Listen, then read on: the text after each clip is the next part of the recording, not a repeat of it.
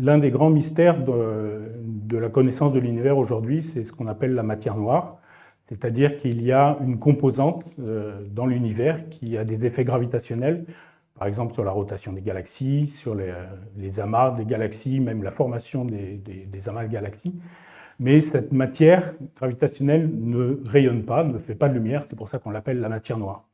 Alors, on cherche depuis maintenant presque un siècle quelle est la nature de cette matière noire. Et donc, on pense, dans les théories les plus en vogue, on va dire, que c'est l'existence de nouvelles particules extrêmement lourdes, qu'on appelle le WIMP. Et une manière de faire pour détecter ces particules, c'est soit par détection directe, on cherche des collisions de ces particules sur la matière ordinaire. Donc, pour ça, on met des détecteurs sous les montagnes pour se mettre à l'abri des rayonnements cosmiques. Et l'autre manière, c'est une détection indirecte, c'est de rechercher les effets de l'annihilation, des collisions de ces particules de WIMP. Et une des manières de faire, c'est de rechercher des neutrinos qui auraient beaucoup d'énergie, qui seraient créés par ces annihilations de WIMP, ces collisions de particules de WIMP.